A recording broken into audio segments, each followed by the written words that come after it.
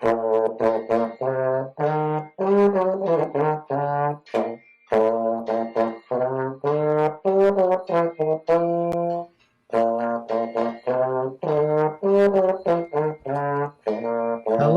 John. That's the biggest smile I've seen you have this whole time.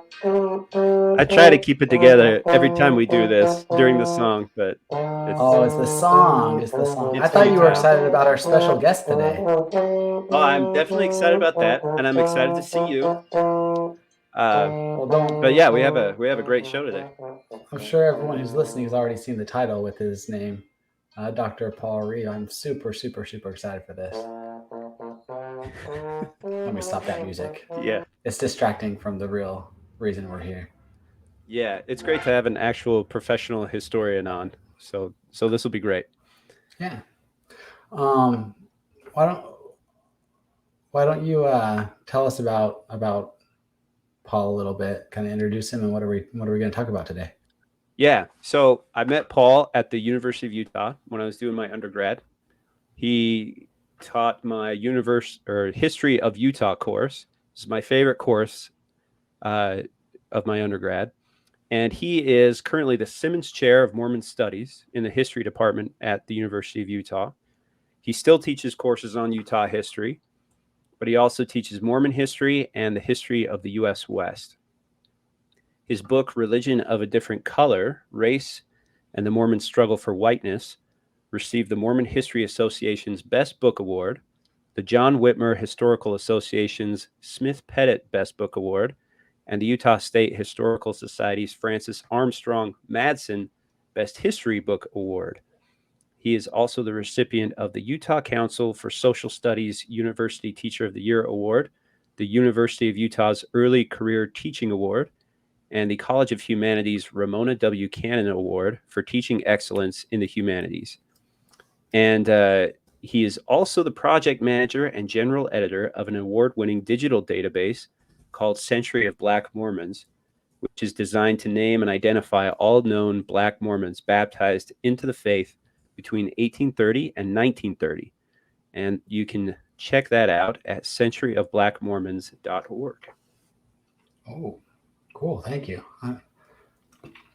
That's quite the resume. I can't live up to that. So Yes. And side note, he writes fantastic letters of recommendation.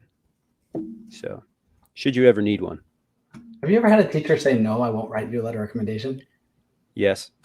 Okay. I've had one, and I asked her, and she said, I'll write it for you, but I don't really have anything special to say. I was her TA, I think, for 2 semesters. And she's like, yeah, I would just put out there that you're a decent student. And I'm like, all right, thanks. And I moved on and went to a professor who was willing to lie for me. Ouch. Yeah. No, so I've only ever read one letter of recommendation that was written for me because the professor didn't read the instructions correctly. And so he sent it directly to me, and it was literally 2 sentences.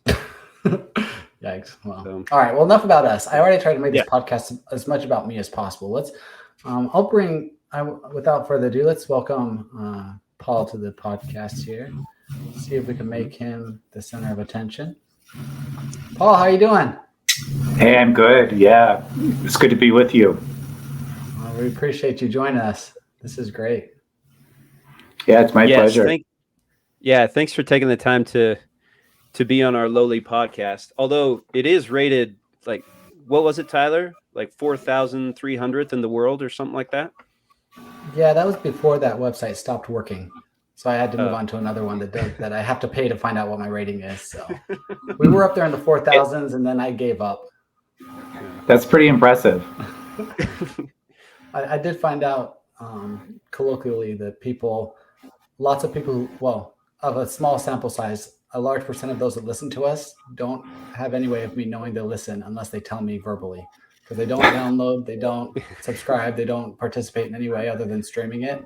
And frankly, I can't see who does that. So yeah, so we're popular, Paul. We are popular. We just don't know it yet. Yeah, well, it's an honor for me to be invited on your popular podcast. Great. The honor is ours. So as most of our listeners know, the way we do this show is we like to focus on a single primary source that has shaped Mormon history or influenced Mormon history in a significant way. And the source that we're looking at today is a speech that Brigham Young gave back in 1852 to the Utah Territorial Legislature. And you picked this source, Paul. And do you want to introduce it? Tell us why you picked it.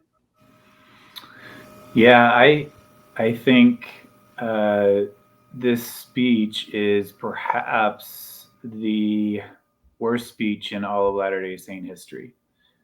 And I say that after grappling with a speech for several years, and also after reading blood atonement speeches from the Mormon Reformation and a variety of other, I think, pretty challenging speeches. This speech is just simply drenched in racism, and it comes from Brigham Young on the 5th of February, 1852. He's in a debate with Orson Pratt in this legislative session, and it's important to understand the overlapping roles between church and state that are playing out in this legislative session. So Brigham Young, remember, as territorial governor, as well as president of the Church of Jesus Christ of Latter-day Saints, considered to be a prophet by his followers. Orson Pratt is a territorial legislator as well as a Latter-day Saint apostle. So those roles are overlapping, and Brigham Young actually, on the 4th of February of 1852, the day before this speech that we're talking about, tells the legislators that he has no problem mixing church and state, and that in fact, they're building a religious kingdom, and he has every right to stand up and dictate in matters religious and temporal and political. So that's sort of the nature of what's going on. The legislature is addressing a variety of bills that legislative session, but I think the two most important bills, actually three most important bills, an act in relation to service, which is the law that they passed to govern the relationship between white enslavers in Utah Territory and their black enslaved. And then an act for the relief of Indian slaves and prisoners, which is the Native American Indenture Bill that they passed to govern the way that Latter-day Saints are purchasing Native children, and then they are indenturing them for up to 20 years. And then the election bill. And this speech actually comes in response to the election bill, although it has a lingering kind of sentiment that Brigham Young is expressing over the act in relation to service, which he signs into law the day before he gives this speech. So those are the things that are all in the mix. And he's, like I said, in a debate with Orson Pratt. We know that on the 4th of February, Orson Pratt gives a speech. Unfortunately, that speech is not recorded. And if I had an opportunity to time travel, I would pick the 4th of February, 1852, and I would listen to Orson Pratt's speech that day. We have a sense that it upsets Brigham Young, because Brigham Young says on the 4th of February, well, no one got up to speak until Pratt got up to speak, and he only got up to speak to stick his thumb into me. So we know that these two are in an ongoing debate. There have been speeches previously given by both men in the legislative session about an act in relation to service, the Black Servant Code. And on the 4th of February, we know that Pratt spoke again. And I imagine him saying, I think, at least a couple of important things that help us to understand what Brigham Young says in response on the 5th of February. I imagine Orson Pratt saying, no other prophet ever said this before, that Black people are cursed descendants of Cain. And I also imagine him saying that we have no proof that Black people are cursed descendants of Cain. And we now, in fact, have a speech in 1856 where Pratt, an anti-slavery speech where Pratt actually says that. There is no proof that Africans are descendants of Cain. And I think he says that on the 4th of February because he says a lot of the same things again in that 1856 speech. So I think these are his talking points, and Brigham Young is pretty upset. The other important context is just the fact that Orson Pratt is advocating for Black male voting rights in relationship to the election bill. Who will be allowed to vote in Utah Territory is what they are debating in connection with the election bill. And that's really what's on the table on the 5th of February. And if we understand that Orson Pratt has advocated that Black men should be included in voting rights in Utah Territory, it helps us to understand why Brigham Young says some of the things he says in that 5th of February speech. So one of the most horrible lines, in my estimation, is he says, "We just as well give mules the right to vote as Negroes and Indians." So understanding that Pratt is saying we should allow Black men the right to vote helps us understand that's Brigham Young's response. It's a really profound rejection of that notion that Black men should be allowed to vote in Utah Territory. So that's a little bit of context. Great, thank you. So, thanks for, sorry, Tyler. Thanks for introducing that. And so with that in mind, our topic today is race. And we're going to be talking about it in this episode pretty heavily. And with that in mind, we are three white guys, and we bring a certain perspective to this that, people who are minorities or who identify as a different race it's a different perspective than what they would bring, right? So, and ours is completely different. We're sort of outsiders looking in, but we're doing the best we can, I think. And we just ask that everyone keep that in mind, I guess. Yeah, thanks, John. I will try to be as objective as possible, but by no means do we three need to have the last word on this. I think if there is somebody who'd like to represent probably, I might argue, a more important perspective than ours, please reach out and we'll have that discussion, because I think that's very important to include all perspectives. And unfortunately, we're not doing that in this episode, but this is not the full discussion here. So yeah, so that'll be great. All right. So we're talking about race, and I don't want to deviate too far from that, but when you introduced the speech, it occurred to me that 1852 is kind of a significant year in church history, particularly in the relationship between Brigham Young and Orson Pratt. Because if I'm not mistaken, isn't 1852 the year that Brigham Young asked, or I don't know, ordered Orson Pratt to make polygamy public to the world? Yeah, that's correct. So that's later in the year, in September. So that fall, Brigham Young will turn to Pratt to make the public announcement, sort of the poorly kept secret that Latter-day Saints are in fact practicing polygamy. They're going to openly acknowledge that with Pratt as a spokesperson in that fall, and basically claim that it is a religious principle and protected under the First Amendment, freedom of religion.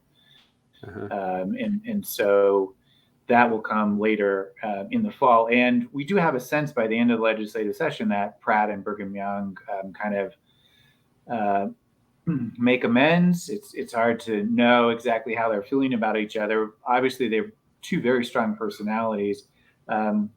But over these bills, the Native American Indenture Bill and the Black Servant Code and the election bill, they're butting heads for sure.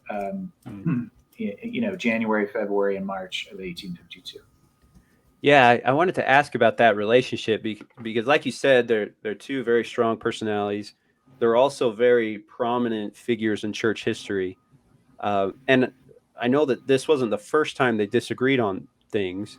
Can you say just a little bit more about that relationship? And then also, is that relationship sort of a case study in race relations in the church at the time? Did Orson Pratt represent a larger body of the church that shared his views or not? And also, what were Orson Pratt's views on race? Sorry, I'm throwing a lot at you, but Yeah, I'm sure you can handle it. Yeah, those are all great questions. So remember, Brigham Young and Orson Pratt have butted heads in 1847. Remember, Brigham Young is leading the church as president of the Quorum of the 12 for 3 years in the wake of Joseph Smith's death. It's called the Apostolic Interregnum. He establishes sort of a 3-year kind of hiatus in the reorganization of the first presidency. And he goes back to winter quarters after leading the vanguard group of saints into the Salt Lake Valley. He returns to winter quarters by the end of 1847, and it's there that he introduces the notion that he should reorganize the first presidency. And Orson Pratt opposes him. Orson Pratt doesn't think that is necessary. And so they have butted heads in that particular instance. Orson Pratt eventually backs down, and as we know, the first presidency is reconstituted. So this, Gary Bajera has a book called Conflict in the Quorum, wasn't aware of this particular, the legislative dispute, simply because this is all based on new evidence. My research for Religion of a Different Color uncovered a variety of speeches from this legislative session that were recorded in Pittman shorthand. It's a 19th century version of shorthand by legislative recorder George Watt, but never transcribed into longhand, never published in the Journal of Discourses or the Deseret News. And so just, sat in George Watt's collection until 2013, when my research uncovered this. And then the Church History Library had Legene Purcell Carruth transcribe those speeches from Pittman shorthand into longhand so that they're now accessible. Right. So no one knew that they were again butting heads in 1852. So we certainly have the evidence of 47. They're also, on theological grounds, they don't agree. Brigham Young is preaching Adam God. Orson Pratt doesn't buy that. So there are a variety of grounds on which they disagree. Then you asked about Orson Pratt's views and how representative they are. It's really difficult to know how representative his views are. And it's important to say that he's not specifically addressing priesthood in the legislative session, but he is undermining Brigham Young's rationale. He's suggesting that multi-generational curses are not a thing. God may, in fact, in the Bible, curse a generation or curse a person, right? But that's specific to that time and place, and it certainly doesn't pass down through the generations.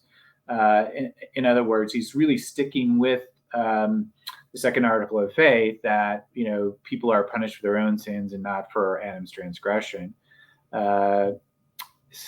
And I should say also that in 1853, so the following year, he will write what will become the other competing explanation for the racial restriction, which is that Black people must have made poor choices or evil choices, or been fence sitters in the war in heaven, or in the premortal life in some sort of way made choices that they were therefore born into a cursed lineage and prevented from the priesthood.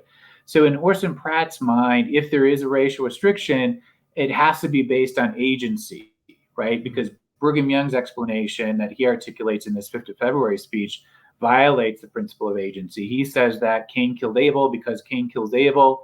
All of Abel's descendants, who he presumes to be white people, will have to get the priesthood before any of Cain's descendants, who he presumes to be Black people, can be allowed the priesthood. And so he's holding millions of people, the supposed descendants of Cain, accountable for a murder in which they took no part. And Pratt never buys that, but floats an alternative explanation in 1853, and yet he never returns to it. I looked, Journal of Discourses, I had Legene look for known transcribed speeches from Pittman shorthand. There is no evidence that he ever returns to any justification for a racial priesthood restriction, except for this newspaper article that he prints in 1853. And I think, that's pretty interesting in and of itself, because once Pratt becomes convinced about polygamy, he spends the rest of his life defending it.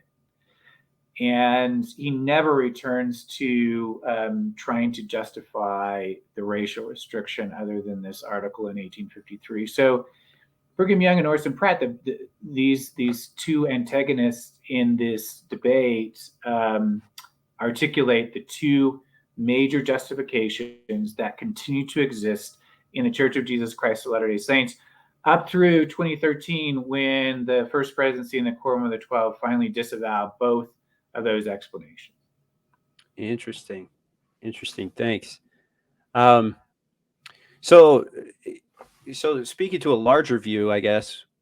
Well, let's dive into the speech a little bit. There were some parts of it that really stuck out to me. And this is kind of a longer quote, so bear with me. I'm just going to read through it. Brigham Young says, "We will reap the same rewards as Cain. In the priesthood, I will tell you what it will do.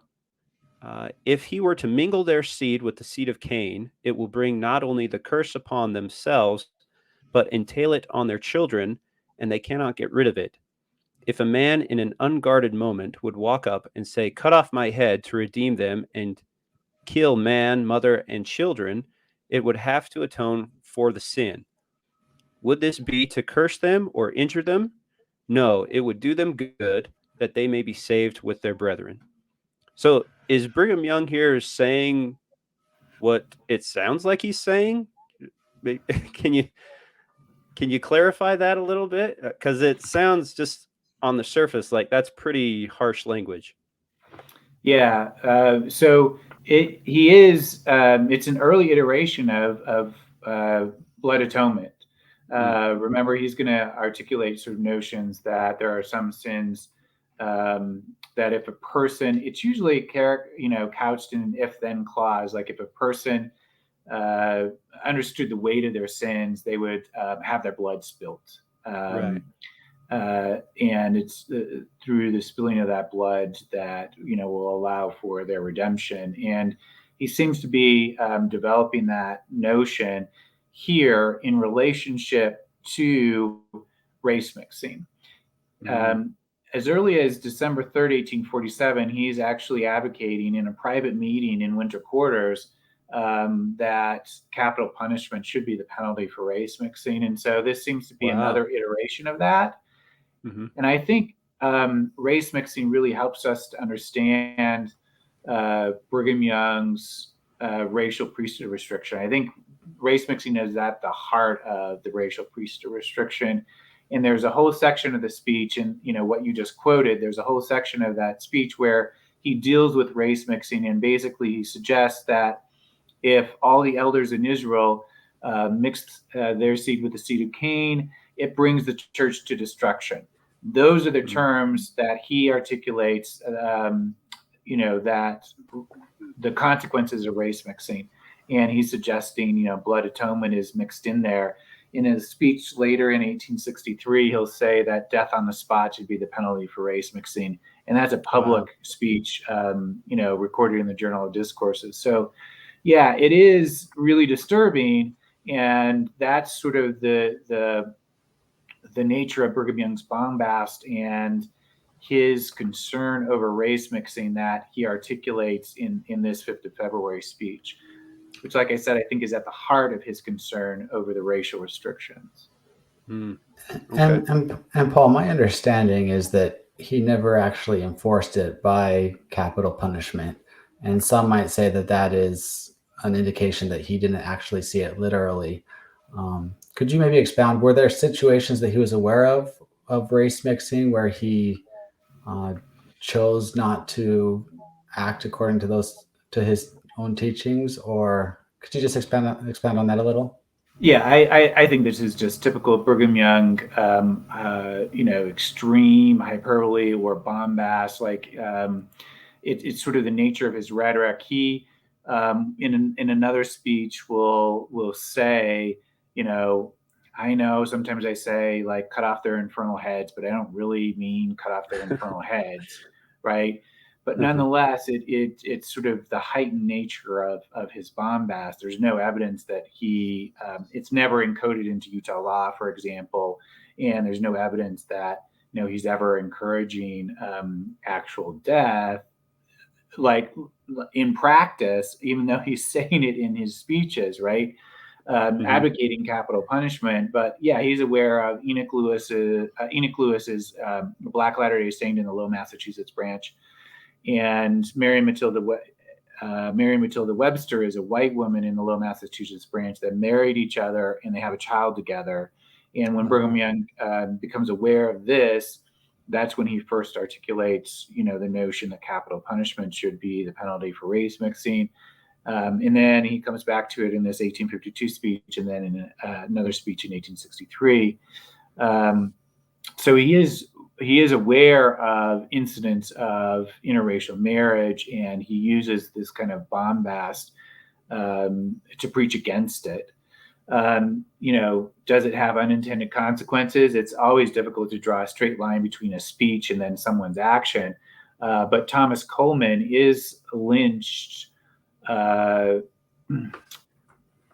his body is dumped on what is now Capitol Hill. It was Arsenal Hill at the time, where the current state capitol is.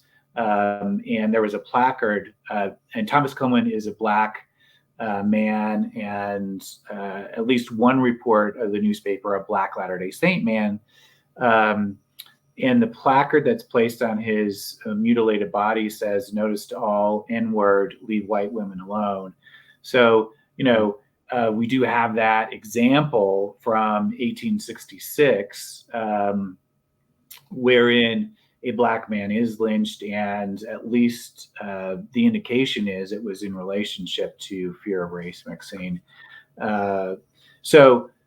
It's never encoded into Utah law. We don't have evidence of Brigham Young sort of following through with this, but it is examples of his bombast in his bombastic style. And certainly it I think helps to shape racial attitudes in Utah Territory. Great, thank you. And I guess my one thought is we can leave it to the listener as well to determine if it even matters, if it's literal or figurative. The sentiment is ugly regardless. And I hope all can agree with that. Yeah, so that leads to my next question. So if we read through this today in 2023, it's obviously very shocking. Would this speech, did people find it shocking in 1852, or was this just kind of the normal vernacular of the time? Did people talk like this? And was there any kind of outcry, or did everyone just kind of accept it? Yeah, I wish there were opinion polls, and I wish we had that kind of evidence. Unfortunately, it doesn't survive. What does survive is the notion that Orson Pratt doesn't ever buy Brigham Young's rationale for a racial restriction, and is in fact speaking out stridently against Utah enacting any sort of slave code. He calls both the Act in Relation to Service and the Native American Indenture Bill forms of slavery and wants them rejected. He advocates that both of them should be rejected, and that if Utah introduces, slavery into Utah Territory, it's enough to cause the angels in heaven to blush. And Orson Pratt says in 1856, we have no proof that Africans are descendants of Cain. And that's Brigham Young's key rationale for the racial restriction. And so he rejects that. I guess maybe I'll answer your question this way, John. So certainly there are others who are speaking in the same kind of language as Brigham Young in the 19th century, right? But I think it's wrong to suggest that, that's just par for the course. Everyone was racist back then. Or that, Brigham Young is just a product of his time and we can't hold him to any higher standard. I think it's wrong to suggest that simply because Orson Pratt is also a product of his time. He's advocating for Black male voting rights. Joseph Smith is a product of his time. He's sanctioning the ordination of black men to the priesthood and advocating for compensated emancipation by the time he dies, and advocating that black men are equal, black people are equal to white people. Sidney Rigdon, a product of his time, advocating for racial equality. So it's too simplistic, in my estimation, to simply write this off as, oh, he's just a product of his time, because there are others advocating for full racial equality, also products of the 19th century. And that suggests that there weren't choices that existed in the 19th century, that somehow these people are just trapped in their historical circumstances and somehow they have no agency. But in fact, the fact that they're engaged in a debate tells us that they have choices, right? And Orson Pratt is articulating a choice that the legislature could have voted for, in fact. It's more complicated than just to simply say, oh, he's a product of his time. Everyone was racist back then. Right. Okay. Thank you. So with that in mind too, it sounds like Brigham Young is heavily influenced by this idea of the curse of Cain, right? That the African race in general comes from or is descended from Cain. I know that he wasn't in a vacuum there, right? That this was sort of widespread across the country and around the world. Can you speak to sort of the curse of Cain within the religious landscape of America in the mid 19th century? Yeah, sure. So this is just one explanation of where black skin comes from. It predates the founding of the Church of Jesus Christ of Latter-day Saints by several hundred years. It's a part of the broader Judeo-Christian tradition that comes out of simply what is called biblical exegesis, or what we would call biblical commentary. So scholars and scribes like reading the Bible and suggesting that the mark that God put on Cain was black skin. And then, notions of curse are also bound up in that. And they get fuzzy because it shifts from Cain to Canaan, Noah's curse and Ham's curse. They all get mixed together in some people's minds. Obviously, Noah's or Ham's curse is sort of the notion that Canaan will be servant of servants to Shem and Japheth. And that is used to justify slavery.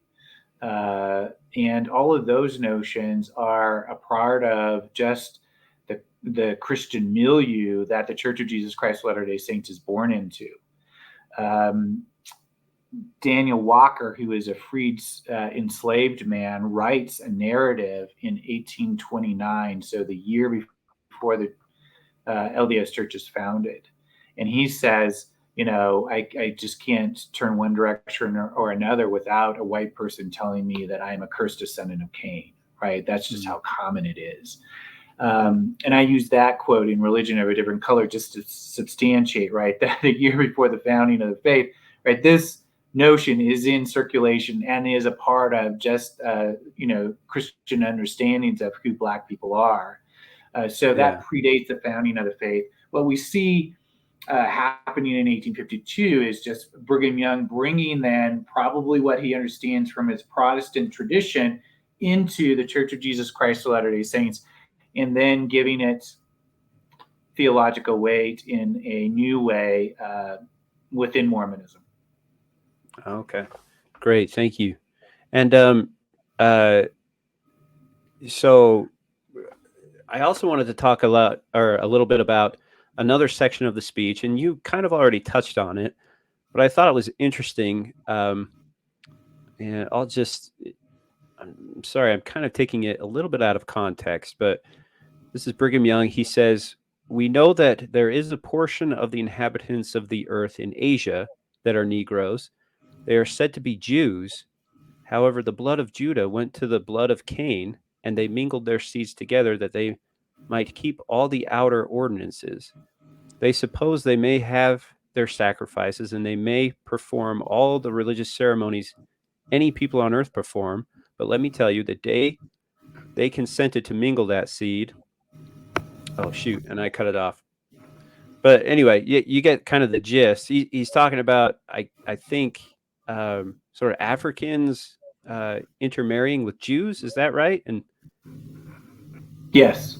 Yeah. So Black African Jews is what he's talking about, and he's sort of creating in his own mind, I think, sort of a racial identity here, and so he's saying, their Jewish identity is overpowered by the Black African identity when they mixed, right, through racial mixing, then it brought the curse upon them. And, even if they're performing sacrifices as Jews, he's suggesting, right, that the curse overpowers anything else. And is that widespread? Like, it sounds like it is in his mind, that anytime anybody intermarries with someone who's African or an African descent, that the sort of the African descent portion overwhelms anything else that they have. Is that right? Any other racial identity that they have? Yeah. I mean, that's certainly Brigham Young's position. And, the closest that I could sort of figure out in terms of maybe sources for this is a man by the name of Josiah Nott, sort of maybe perceived as an early anthropologist. He's publishing some pamphlets in the 19th century that become quite influential. He calls those who engage in race mixing or the product of race mixing hybrids.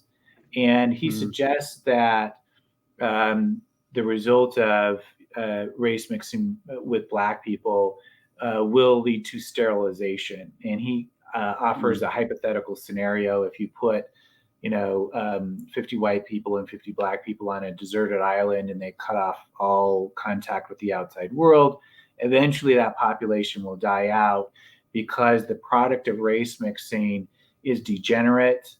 And within a few generations, they'll become sterile, and it leads to the degradation of the white race. And Brigham Young seems to buy into those notions. I don't have any evidence. I can't find any evidence that he read Josiah Nott. I mean, that's really hard to prove.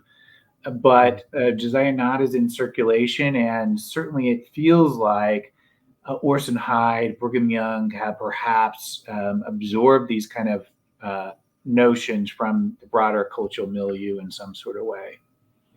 Yeah, I think that's really interesting, and I think it also speaks to sort of a larger idea of where these early church leaders get their ideas, especially Brigham Young, because he kind of got this reputation of being an ardent isolationist, right?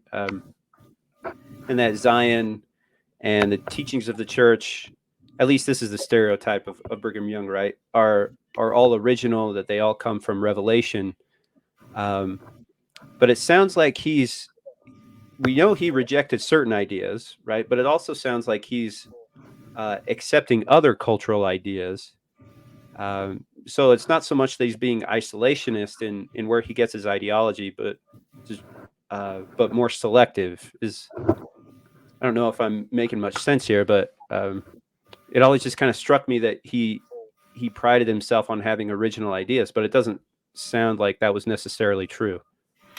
Yeah, no, I don't think so. I mean, I think he, like I said, he's borrowing notions of the curse of Cain from the broader Christian tradition, and none of us are islands, right? Like we are a part of sort of our cultural milieu. I think it would be difficult to argue for those who are going to write a history of the Church of Jesus Christ of Latter-day Saints in the first few decades of the 21st century that, for example, the debate over gay marriage somehow that what was happening on the inside wasn't influenced by what was happening on the outside. We've just lived through all of that, right?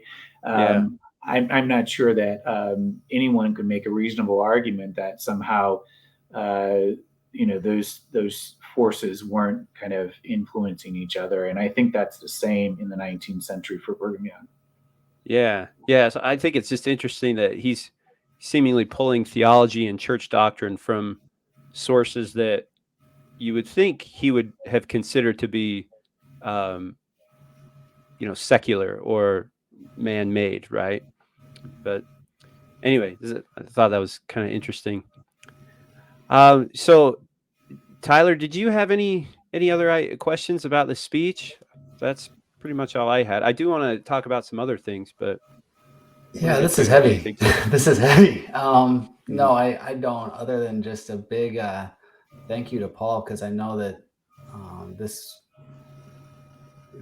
was not easy for you to research. I know that it had to have taken a toll. So thank you for the time and effort you went into to find this, to research it, to dig through all the details, and just as importantly, be willing to talk about it and share it.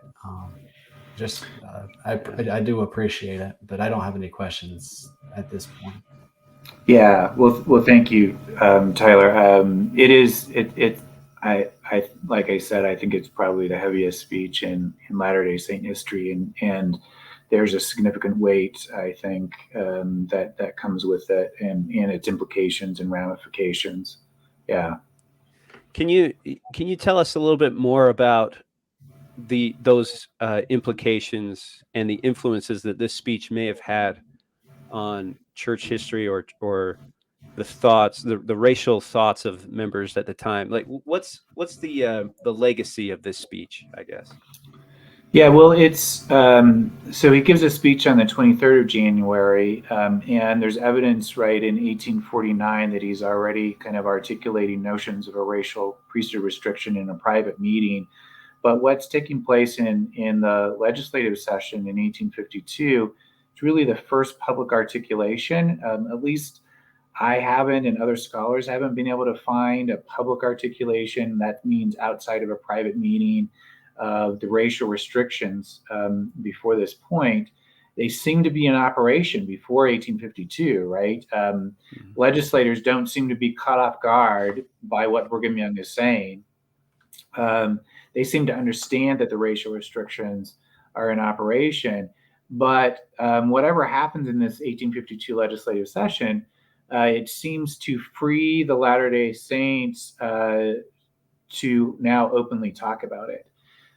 So 5 Latter-day Saint newspapers are going to publish articles over the next 5 years after 1852. So up through 1857, they'll publish articles that publicly articulate a racial restriction. So it really does seem to be an open articulation of the racial restriction. The first time a prophet president of the faith is articulating it publicly. And the 5th of February speech then is the most forceful articulation. And Brigham Young clearly anchors the racial restriction in his notion of a curse of Cain. And so, yeah, that lasts for 130 years. So that's the implications here, right? It's not set in stone at Brigham Young's first utterance, right? It has to take on a life of its own. It will do so. It will accumulate growing precedent across the course of the 19th century. I don't think it's firmly solidified in place until 1908 under Joseph F. Smith, but nonetheless, it's the beginnings of the racial restriction that will grow in accumulating precedent and last until 1978. So I think that's the broader significance. The legislative session, right, it passes these 2 bills. Congress will outlaw slavery in all territories in 1862. So the United States Congress overrides Utah Territory 10 years later. But on the racial restrictions, it takes 130 years before God overrides Brigham Young in 1978. Yeah. Yeah. So Utah Territory was essentially a slave territory, is what you're telling us, up until 1862. Maybe you could give us some context on that. Yeah, so I'm going to even complicate that notion.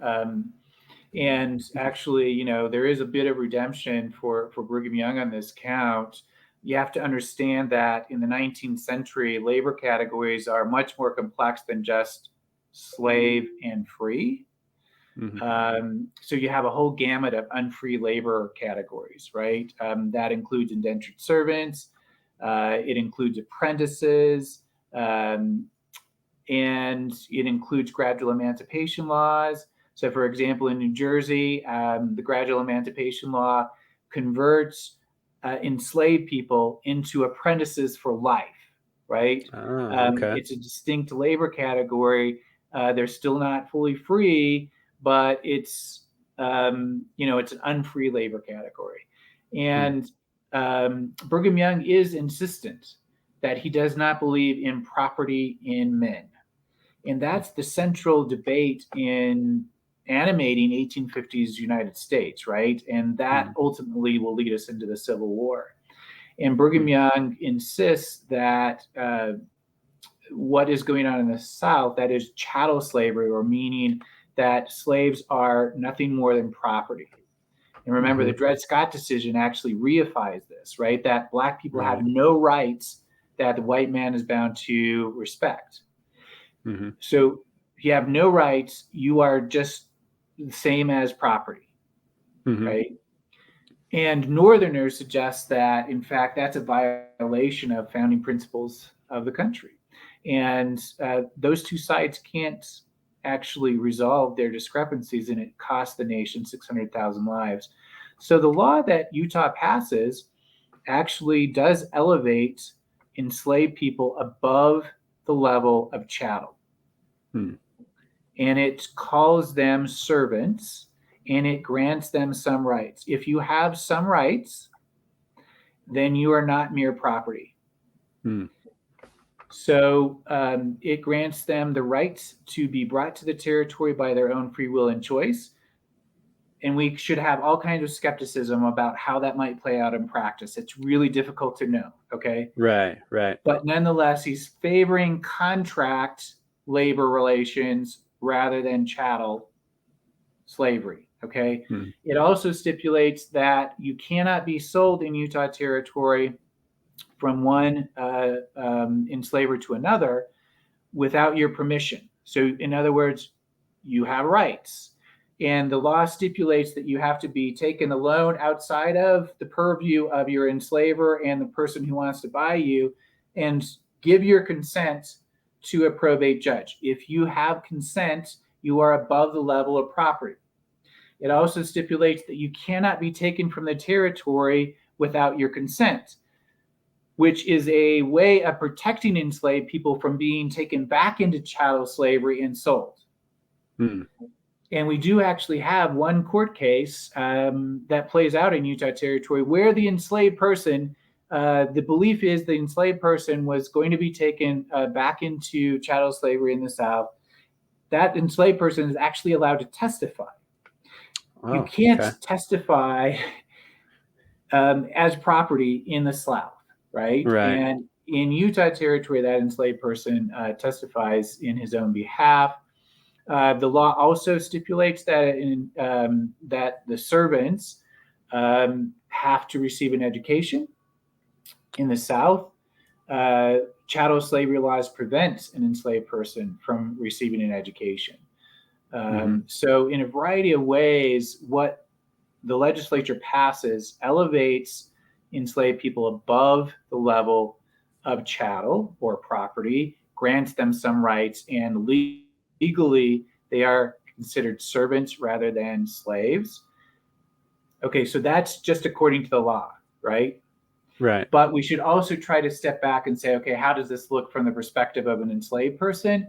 And I have no evidence that the day after this law passes, that an enslaved person in Utah Territory wakes up the next morning and says, wow, my life is somehow so much better because I've been legally defined as a servant and granted some rights. So we should always, that can also be true, right? The law is above the level of property and pure slavery, absolutely. And when Brigham Young makes his case in 1856, when Utah applies a second time for statehood, there is a proposal that the application should be as a slave state, introduced by Seth Blair, He was a Southern Latter-day Saint. At this constitutional convention, they're writing a constitution to apply for statehood. And in 1850s U.S., you're going to have to decide, are you going to be slave or free?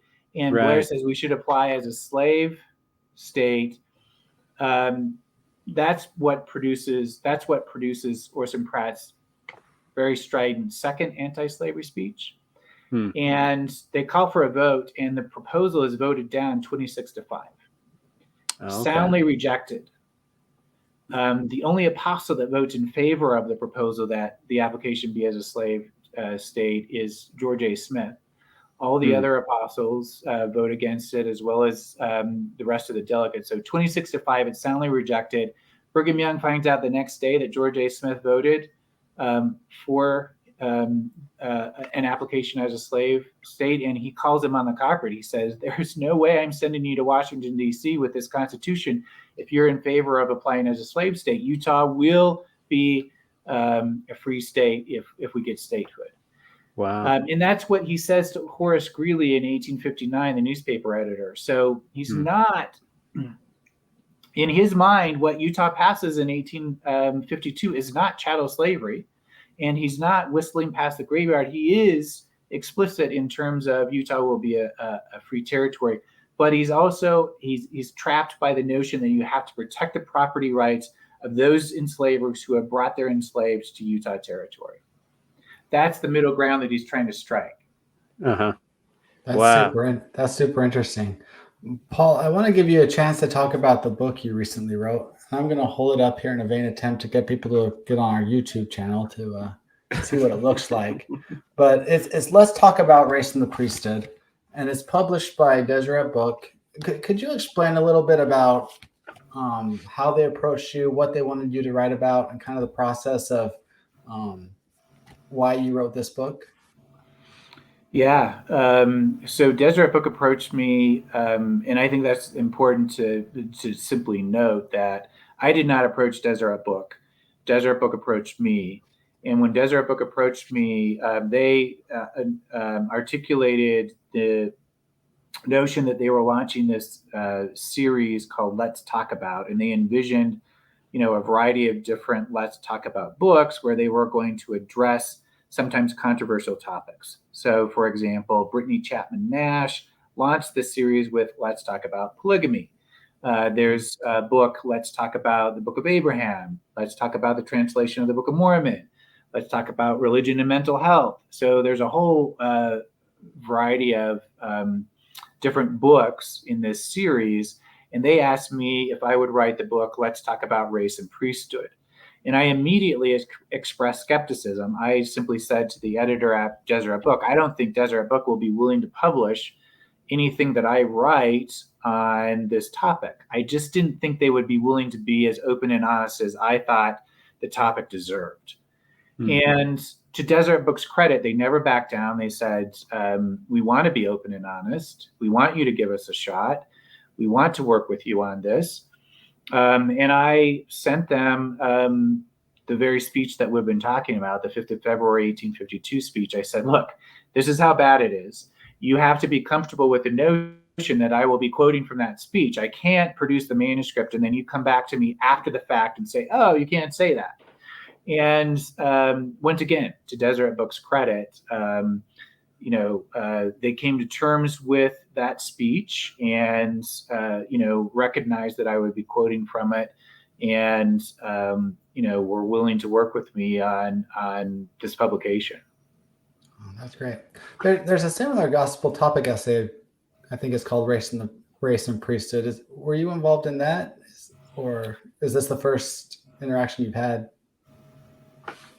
Yeah, no. So I was involved with the Race and the Priesthood essay. The church history department had asked me to produce like a 55-page essay on the topic, and then they boiled that down to what eventually got posted online. And I had no control over what they posted online, but they asked me to produce sort of the full larger essay with footnotes and everything else in it, right? And then, like I said, they are the ones that boil that down to what got posted online. Great. Well, I like I said, I read the book, and I try to be objective. This is a difficult topic for me to be objective on. I will just put my plug in that this is the best source I've read to talk about race in the history of the church. And so thanks for that. It is great, and I would recommend it to anyone. Do you mind, Paul, just kind of giving a teaser? Let's convince everyone else of how great this book is. Can you explain kind of what it's about and why someone should want to read it? Yeah, so they just asked me to address the church's racial history, and then in the end also grapple with sort of how we come to terms with that. And they asked me to write as a Latter-day Saint to my fellow Latter-day Saints, and honestly, that was the most difficult voice to adopt. I struggled. I'm used to writing sort of for detached kind of academic kind of audience, and for me to inhabit kind of my own position as a practicing Latter-day Saint and address my fellow Latter-day Saints, the very people who sometimes suggest I am far from orthodox because of my research on this difficult topic, made me feel very vulnerable, honestly. And it was a struggle for me to come to terms with that. And the book is divided into 3 sections. And those 3 sections basically break down how I've come to understand the racial history. The first section is just open priesthood and temples. Historians have found no evidence of racial restrictions in the first couple of decades of the faith. In fact, the exact opposite, that in fact, Joseph Smith is sanctioning priesthood ordination of at least a few Black men. And in 1840, I quote in the book, right, an article published by the First Presidency in the Times and Seasons newspaper, where they talk about welcoming people of every color into the Nauvoo temple that they are about to build. So temple and priesthood kind of policies are open in the first couple of decades. And Joseph Smith is claiming 5 revelations that stipulate that the gospel message is to be preached unto every creature. That leaves no one out. There's no wiggle room when we talk about every creature. And early Latter-day Saint missionaries seem to take that seriously. And so, the first part of the book is designed to sort of introduce readers to some of those early Black Latter-day Saints, many of whom I suspect the average Latter-day Saint hasn't even heard of before. We have identified at least 26 enslaved people who were baptized before the 13th Amendment to the Constitution outlawed slavery in the U.S., but a variety of free Black people baptized into the faith as well. And I try to use what the book attempts to accomplish, and it draws upon the Century of Black Mormons database that John mentioned at the beginning. Most of the racial history before this book talks about the racial restrictions from the vantage point of the white male leaders, including my own book, Religion of a Different Color, right?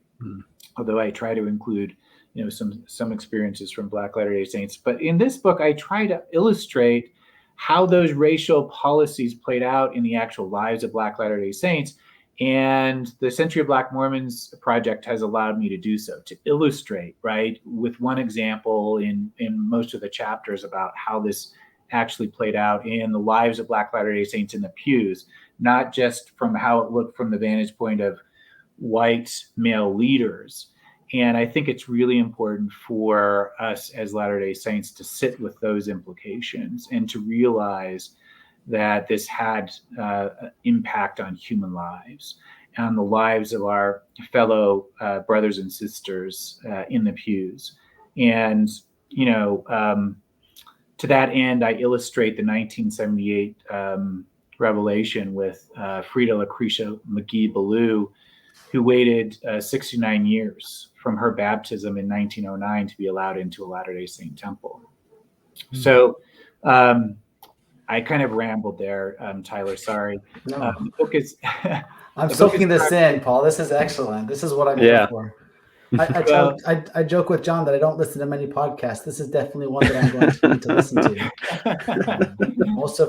Most time when we're done recording, I'm done. But this one I'm going to listen to many times. Well, that's kind of you. The book is structured, so then open priesthood in temples, and then segregated priesthood in temples is phase 2. And then 1978, I see as not taking the church in a new direction, but in fact restoring it to its universal roots. So restoring what was lost, right? The universalism of the early decades, a restoration, in fact, of returning priesthood and temples to Black Latter-day Saints. And then in the last few chapters, Deseret Book, once again, to their credit, asked me to grapple with the implications of this in the present. This raises issues of prophetic fallibility. They asked me to address that. This raises issues of, racism and how do we engage as Latter-day Saints and brothers and sisters, right? How do we create an inclusive vision of what Zion looks like? Ask me to grapple with all of those kind of questions in a forthright and frank way in the final chapters. I struggled with those chapters, but nonetheless, they came from my heart because that's the Zion I believe in. It's a Zion built in notions of inclusion amidst our diversity, recognizing the fact that we are diverse and that we shouldn't look away from that, but actually acknowledge it, right? See color and recognize that because someone else has a different skin color than me, they might have different life experiences than me, and be willing to sit with that, to honor that. You mentioned how hard it was. I'm sorry.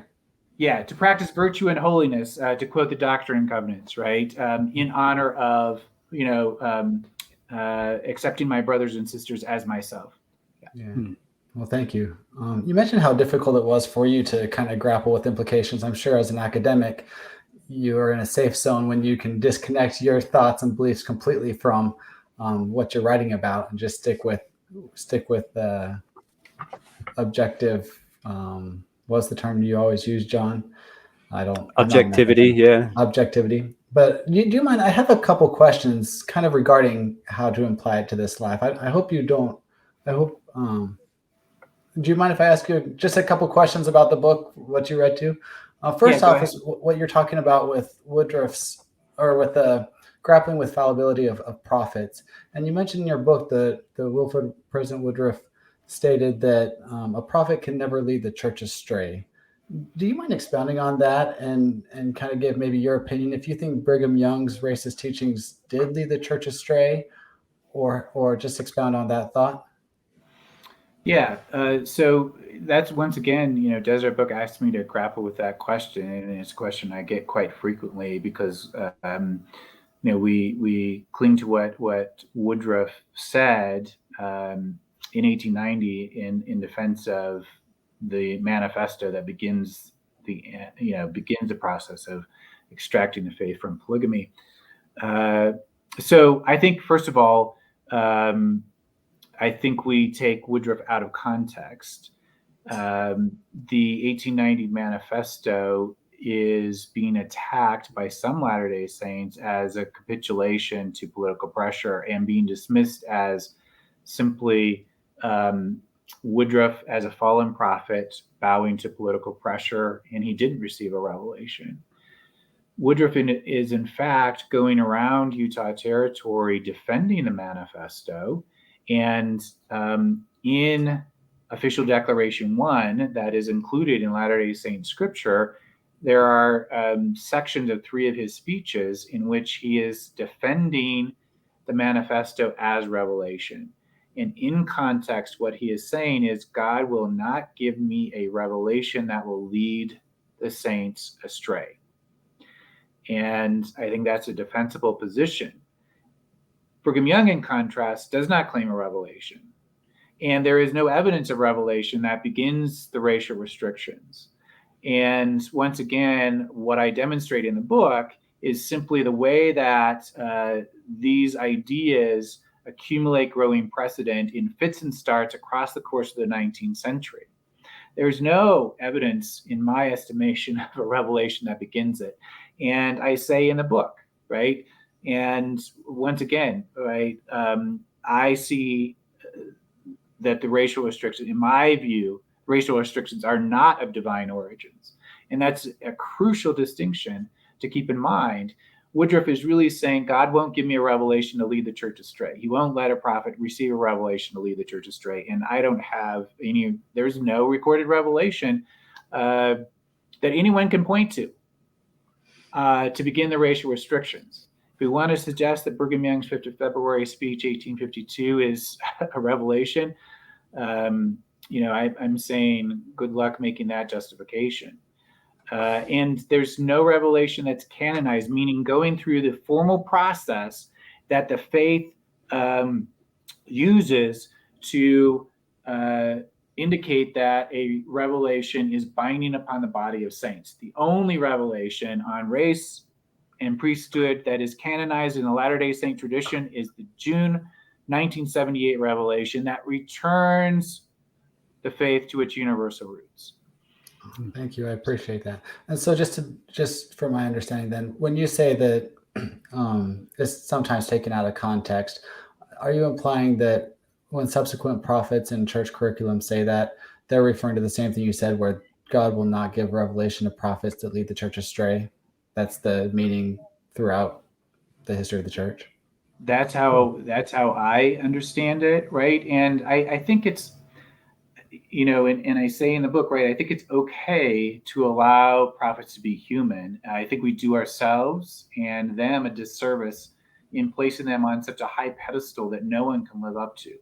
The prophets themselves, from the beginning to the present, from Joseph Smith to the present, right? Joseph Smith publishes a couple of revelations in which he says God is telling him to repent. And he's willing to publish that to the world, right? So prophets consistently, even Brigham Young, right, consistently say they are human, and their mission is to point us towards the divine. And so, yes, I think, right, we do ourselves a disservice when we put them on such a high pedestal and suggest that somehow they can't ever make a mistake. That suggests that their agency has been revoked. And the foundation of the gospel plan, as I understand it, is grounded in agency.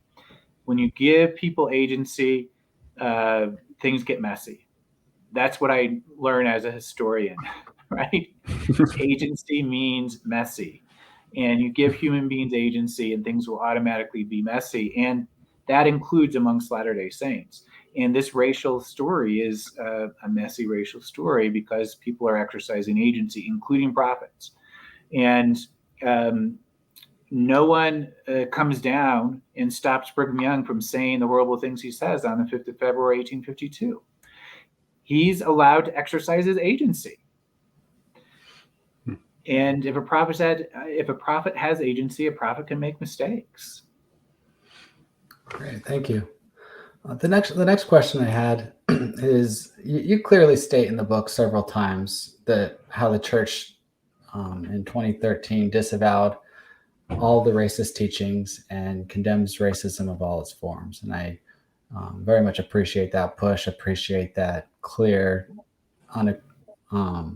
message about that. One question I have, though, that comes up at times are scriptures that appear to many to be racist that are included in current scriptures like the Book of Mormon. There are several that aren't included in the book. 2 Nephi 5:21, Alma 3:6, 3 Nephi 2:15, to name a few. Would you say that these are included in the disavowed teachings of the church, or do they have a different meaning that is misunderstood by some? Yeah, well, racism has always been a sin, right? It didn't become a sin in June of 1978. And so I think, that's that's the point that I think the Race and the Priesthood essay is attempting to make. And so, those verses in the Book of Mormon, scholars come at the race in the Book of Mormon in a variety of different ways. I don't know that I have, a set way other than to say that God does not curse people with dark skin. Dark skin is not a sign of sin, unworthiness, anything of that nature. It's just not the case. So what we can, there are possibilities, right, in reading those racial verses in the Book of Mormon. Some have suggested they are metaphorical. And Joseph Smith himself, in 1840, is tidying up some of the language in the Book of Mormon and changes the word white to pure. And that will eventually, not until 1980, unfortunately, make it into the Latter-day Saint scriptures. When the church itself figures out that Joseph Smith made that change, it includes it in the 1980 editions. And some people have said, oh, that's just the church trying to overcome the racism. If that's really the case, they would have tidied up those other verses that you pointed to, right? It's just when they had demonstrated conclusive evidence that Joseph Smith himself had changed the word white to pure. So is that a key? Is that a key to help us understand sort of the metaphorical nature of the racialized language in the Book of Mormon? That's one possibility. And then others have suggested that Nephi himself is simply denigrating his, brothers. And in verse 14 in 2nd Nephi, he's talking about actually making weapons of war in preparation to potentially have to go to war against his own brothers. And in all of society, in all of human history, when you are potentially going to war, you look across and define the people who you might have to kill in dehumanizing terms. And he's calling them filthy and loathsome and degraded, and suggesting that they've been cursed. And, that's in the context of potentially having to kill them. And in all of society, I have my Utah history class read Utah war songs, right? When the federal government is coming to potentially attack Utah in 1857, right? And you're dehumanizing the enemy in both cases, right? Like songs that Mormons are writing about federal troops, calling them godless and heathens, right? And federal troops approaching Utah and anxious about killing Mormons, right? Doing the same kind of thing. And potentially that's what Nephi is doing. Another way that some scholars, Jared Hickman in particular, have suggested, right? If you take those verses literally, then the Book of Mormon as a whole is actually a profound rejection of any notion of white supremacy, because the dark-skinned people win the Book of Mormon.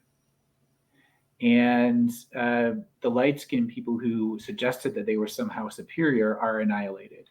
And the overarching message of the book as a whole is a profound rejection of notions of white supremacy. So I think there are a variety of ways of understanding that, you don't have to accept racism, because racism is always wrong.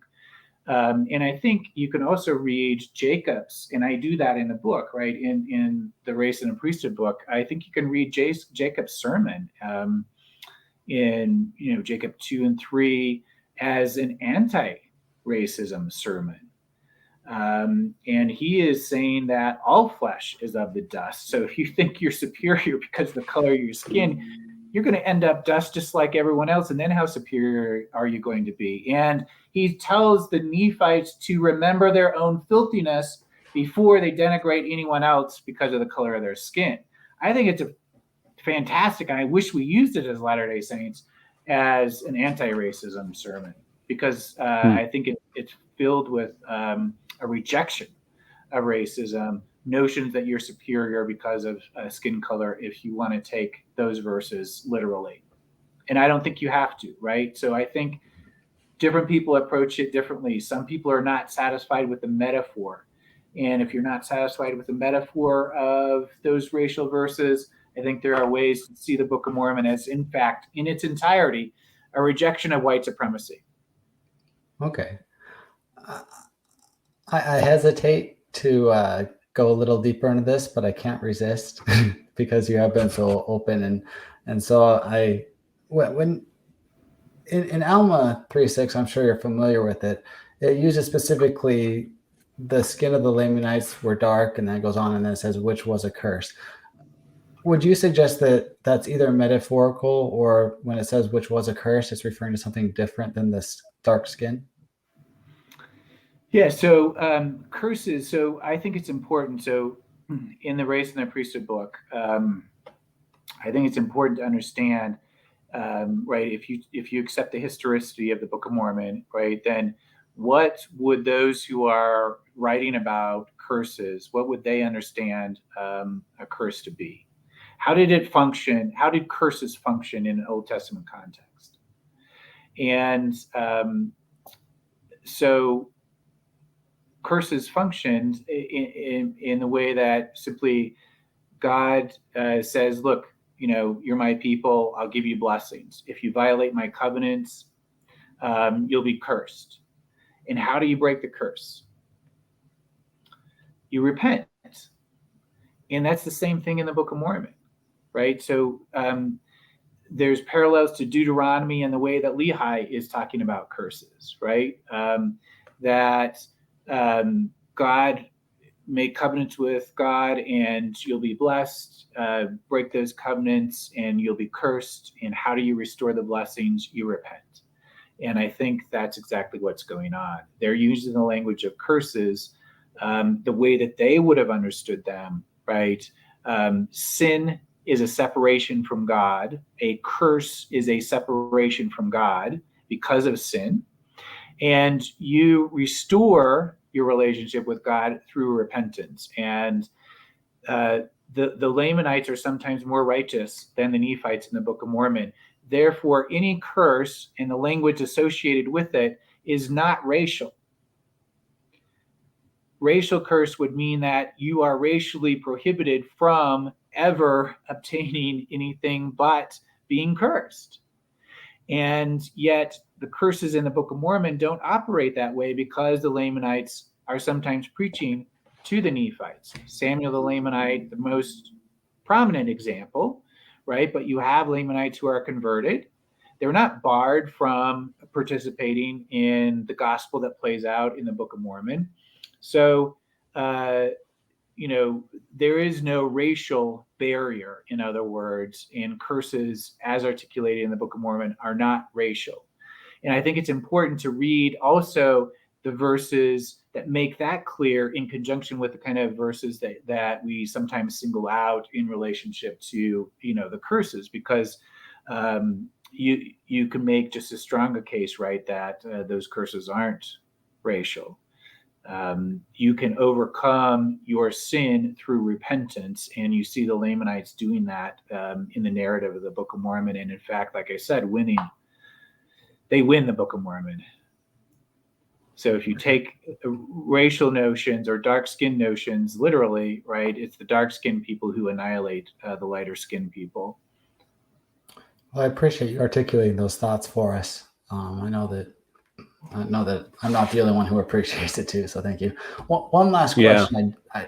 One last question I did have. Now the book's out there, people have read it, everyone has their thoughts, and I'm sure you've gotten feedback from many. Is there anything you would change in the book based on the feedback you've received? Wow. Yeah. I hadn't really thought about that question. Maybe like one more sentence or one more paragraph in that chapter on Woodruff to sort of just, make that point. I sort of lost maybe the point at the end, and there was some editing that went back and forth between me and Deseret Book, and I have to go back and sort of recover that process. But the feedback that I received once, first of all, has caught me off guard, and it's been overwhelmingly positive. There have been a couple of negative, but really kind of white supremacy kind of negative that were pretty easy to set aside. I've never published with Deseret Book before, so I've never experienced. I mean, people responded to Religion of a Different Color, but it was sort of occasional. And I now have like a running document. This is like people who take the time to write emails to me and look up my email address, right? Like, so that they have to be kind of deliberate in doing this. And I just copy and paste these into kind of a running document that I share with Deseret Book because, they kind of took up time to decide if they were going to actually publish it. And it's up to about, 17, 18 pages, and it's just overwhelmingly positive. So, maybe there would be some points of clarification, but and, I had to cut like 10,000 words. But mostly, it was Deseret Book saying like, we have to keep this short and, sacrifice multiple examples in a chapter and just focus on one. And I actually thought that actually improved. I like just, kind of a single example that illustrates the point of a given chapter. Anyway, I don't know.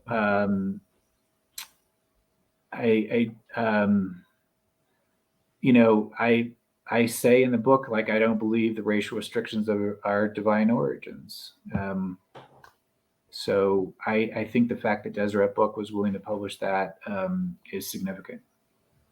Well, thank you. We'll add my list to the positive comments on that email chain because I thoroughly enjoyed the read. Well, I can't say I enjoyed the read. I appreciated it, and I was grateful that you were willing to spend the time to make it available and make it as honest as you can. I really feel that when I read that book. So thank you. Yeah, thank you. That's kind of you. And we'll send John to Deseret Book with a stamp of a link to this podcast, so that that one sentence you didn't get about Wilford Woodruff, they can come find it here, and everyone will know exactly what you meant. Yeah, that's great. That's great. I just have two questions, and then we'll let you go. But the first one is, maybe could you tell us a little bit more about Century of Black Mormons? Because I think it's a great tool, great database. It's a great initiative. Could you tell us sort of the genesis of that? What the status is of it now? Is it an ongoing project? And just kind of give us a plug for it. Yeah. So after Religion of a Different Color, I had a variety of people that, were asking me, well, how many Black Latter-day Saints were there? And no one had an answer to that, including the church itself. And their official position is that the church has never kept membership records according to racial categories. And officially that's true. But I was just bothered that we didn't have a sense collectively as a faith how many Black Latter-day Saints there were, how many received the priesthood, how many received temple ordinances. Any of those kind of answers just weren't available because no one knew how many Black Latter-day Saints there were. And, I talked to people about, this kind of public history project, and people said, what are we talking about? A dozen, and no one knew. And frankly, I didn't know myself. But I thought it was important simply because the body of Christ isn't whole without all of its members represented. And in particular, this case, because of the church's racial history and the racial priesthood and temple restrictions, Black Latter-day Saint pioneers have, in my estimation, been collectively erased from Latter-day Saint history. I grew up a Latter-day Saint. I never heard Black saints included in the pioneer stories that I grew up with. Didn't know they existed. Yeah. And sometimes the narrative only suggests that they exist after 1978.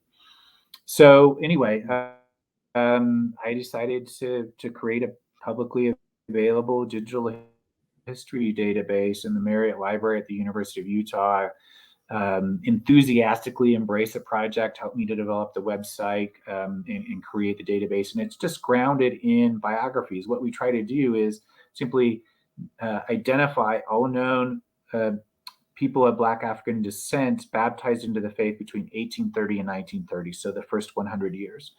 And we do the research, we verify their racial identity and their religious identity. And if they transition out of the faith after their baptism, we keep track of that. We keep track of how many are ordained to the priesthood, how many receive temple admission, despite the racial policies, a variety of categories that we track. But basically, they're biographies where we just simply make publicly available the information we've been able to glean from the sparse sources that are left behind. Currently, I think we are up to 131 biographies that are publicly available. Oh, wow. And we have in our research spreadsheet over around 200 more that are under research. So by the time we're done, we'll be between somewhere between 300 and 400 people of Black African descent baptized into the faith between 1830 and 1930. Some of them we weren't aware of until we received emails. Sometimes I get emails, and the story I open the Let's Talk About Race and Priesthood book with is one example. The Ritchie family, 72 descendants of Nelson and Annie Ritchie, had their DNA done, and they all had African ancestry in their DNA. And they contacted me. These are white Latter-day Saints in the 21st century, right? And they're like, we all have African ancestry, and we think it traces back to this ancestor, Nelson Holder Ritchie. And if so, we would love to have him honored in your database.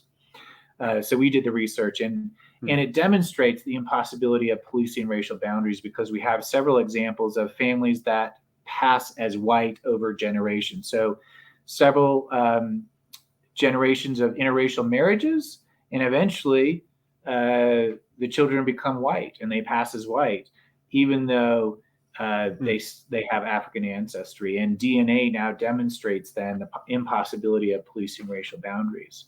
So the database really then helps us to look at the Latter-day Saint racial history from the vantage point of the pew instead of from the vantage point of white leaders in from the pulpit, right? So it's a really ground up kind of look at Latter-day Saint racial history, and allows us to answer new questions because we are bringing new sources and making them publicly available. Yeah, that's great. It's a fantastic tool. Really, really interesting, fascinating stuff on there. Okay, last question. I just want to give you a chance to tell us what you're working on now that we should be aware of, that we can get excited about. Christopher Rich and Legine Purcell Caruth and I just submitted to Oxford University Press final manuscript. It's been through peer review, so it's going into production. A book called This Abominable Slavery, Race, Religion, and the Battle Over Human Bondage in Antebellum, Utah. So it's really the story that we kind of touched on when we talked about the 1852 speech from Brigham Young. It's the story of the legislative session and the debates that took place. And it's all based on these new speeches that, like I said, had never been transcribed before. So we have a whole body of new evidence to bring to bear upon what we believe the legislature passed, and then how that actually played out in the lives of the Blacks enslaved people brought to Utah Territory, as well as the Native American enslaved people that Latter-day Saints, took into indenture to redeem, in their estimation, from the Ute enslavers who would sell them to them. Or sometimes they would just purchase them outright from Southern Paiute families, or prisoners of war, a variety of ways that they are acquiring Native American children. So that book is now in the hands of Oxford, and it will lay out the whole story of the legislative session, and in fact, both indigenous and African enslavement in 19th century Utah Territory. That sounds really, really interesting. And yeah, I'm excited to read that. What was the name of it one more time for our listeners? Yeah, so yeah, all 6 of your listeners. You're going to have to come back and listen to the podcast, John, if you want that.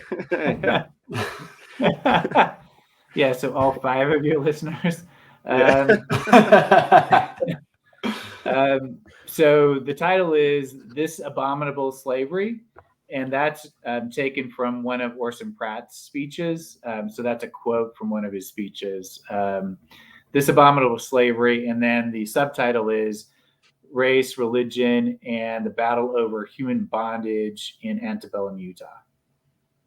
Awesome. Thank you. So if it's all right with you, we'd like to put a link to Century of Black Mormons on our website and our Instagram page, and also a link to the Brigham Young 1852 speech, so our listeners can check that out for themselves.